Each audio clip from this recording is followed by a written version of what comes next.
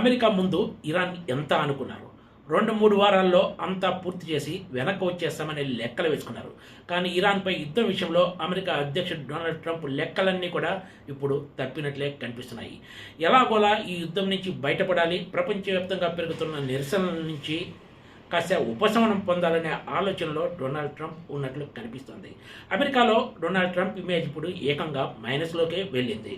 రెండోసారి అధికారంలోకి వచ్చి ఇంకా ఏడాదిన్నర కాకముందే ఈ పరిస్థితి ఎదురుకావటం డొనాల్డ్ ట్రంప్కు ఏమాత్రం మింగుడు పడిన వ్యవహారంగా మారిందనే చెప్పాలి.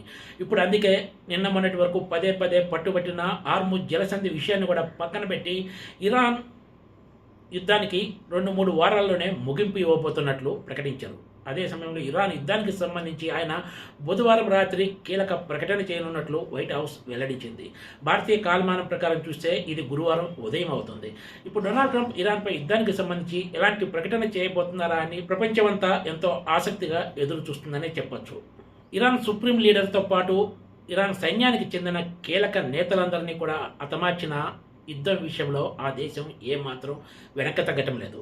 తమతో ఒప్పందం చేసుకోవాలని అమెరికా పదే పదే డిమాండ్ చేస్తున్నా కూడా తమ షరతులను అంగీకరిస్తేనే ఈ ఒప్పందానికి తాము ముందుకొస్తామంటూ కూడా ఇరాన్ తేల్చి చెప్తుంది. అదే సమయంలో అమెరికాకు సాయం అందిస్తున్న గల్ఫ్ దేశాలపై కూడా దాడులు చేస్తూ ఇరాన్ ఒక మాటలో చెప్పాలంటే ప్రపంచాన్ని ఉక్కిరిబిక్కిరి చేస్తుందని చెప్పొచ్చు. గల్ఫ్ దేశాలను టార్గెట్ చేయడం వెనక ఇరాన్ చాలా వ్యూహాత్మకంగా వ్యవహరిస్తుంది. ఇది అమెరికా, ఇజ్రాయెల్ ఏమాత్రం ఊహించని పరిణామంగా విశ్లేషకులు అంచనా వేస్తున్నారు. ముఖ్యంగా అమెరికా ప్రజల్లో అధ్యక్షుడు డొనాల్డ్ ట్రంప్పై వ్యతిరేకత పెద్ద ఎత్తున వ్యక్తమవుతుంది. దీంతో పాటు చమురు ధరలు కూడా అక్కడ గణనీయంగా పెరిగాయి. ఇవన్నీ ప్రజలకు చికాకులు సృష్టిస్తుంటే ఇదే కారణంతో ప్రజలు డొనాల్డ్ ట్రంప్పై తిరగబడుతున్నారు. గత కొన్ని రోజులుగా ప్రజలు రోడ్డెక్కి డొనాల్డ్ ట్రంప్కు వ్యతిరేకంగా నిరసన ప్రదర్శనలు చేస్తున్న సంగతి తెలిసిందే. ఇక్కడ మరో కీలక విషయం ఏమిటంటే ఇరాన్పై అమెరికా, ఇజ్రాయెల్ చేస్తున్న యుద్ధం భారత్కు ఏమాత్రం సంబంధం లేకపోయినా కూడా ఈ యుద్ధం కారణంగా దేశీయ స్టాక్ మార్కెట్లో 50 లక్షల కోట్ల మేర సంపద తుడిచిపెట్టుకుపోయింది. పెరిగిన ఇంధన ధరలు, గ్యాస్ సరఫరాలో సమస్యలు తదితర అంశాలను కూడా లెక్కలోకి తీసుకుంటే ఈ నష్టం మరింత పెరగడం ఖాయం. అయినా సరే ఈ యుద్ధానికి సంబంధించి కేంద్రంలోని మోడీ సర్కారు ఖచ్చితమైన స్టాండ్ తీసుకున్న దాఖలాలు ఎక్కడ కనిపించడం లేదు. యుద్ధానికి తొందరగా ముగింపు పలకకపోతే రాబోయే రోజుల్లో మరింత పరువు పోయే అవకాశం ఉందని గ్రహించే ఇప్పుడు డొనాల్డ్ ట్రంప్ 2-3 వారాల్లోనే ఈ యుద్ధం ముగిసిపోతుందని తాజాగా ప్రకటించినట్లు కనిపిస్తుందనే అభిప్రాయం వ్యక్తమవుతోంది. ఇరాన్ తమతో ఒప్పందం చేసుకునేందుకు ప్రాధేయపడుతుందని డొనాల్డ్ ట్రంప్ చెప్పుకొస్తున్నారు. అయితే ఇరాన్ నుంచి వస్తున్న సంకేతాలు అలా ఎక్కడా కనిపించడం లేదు.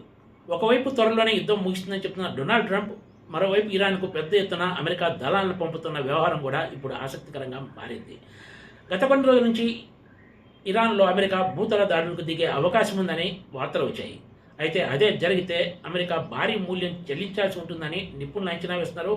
ఇరాన్ కూడా ఇదే తరహా హెచ్చరికలు జారీ చేస్తుంది. మరి ఇప్పుడు అమెరికా అంత పెద్ద రిస్క్ చేస్తుందా లేదా అన్నది రాబోయే రోజుల్లో కానీ తేలదు. ఇరాన్ అణు సామర్థ్యం తగ్గిందన్న విషయంలో స్పష్టత వస్తే తాము వెంటనే యుద్ధాన్ని ముగిస్తామని, హార్ముజ్ జలసంధి విషయాన్ని కూడా తాము పెద్దగా పట్టించుకోమని, ఎందుకంటే ఏ దేశాలకైతే అవసరం ఉందో ఆ దేశాలు ఈ విషయంలో తమతో కలిసి రానందున తాము దీన్ని కూడా వదిలేశామని ట్రంప్ ఆక్రోశం వెళ్ళగక్కుతున్నారు. ఇప్పటికే తాము ఇరాన్ను చావు దెబ్బతీశామని, ఆ దేశం కోలుకోవడానికి 15 నుంచి 20 సంవత్సరాలు పడుతుందని డొనాల్డ్ ట్రంప్ ప్రకటించారు. తమ దాడులతోటి ఆ దేశంలో సైనిక స్థావరాలు పూర్తిగా ధ్వంసమయ్యాయన్నారు. తాజాగా అమెరికాలో డొనాల్డ్ ట్రంప్ ఆమోద స్థాయి ఏకంగా -15% పడిపోవడం ఆయన్ను కలవరపరుస్తుంది. ఇది కూడా డొనాల్డ్ ట్రంప్ను త్వరలోనే యుద్ధాన్ని ముగించాలనే వైపు కదిలేలా చేస్తుందనే అభిప్రాయం కూడా వ్యక్తమవుతుంది. Please subscribe TGTV.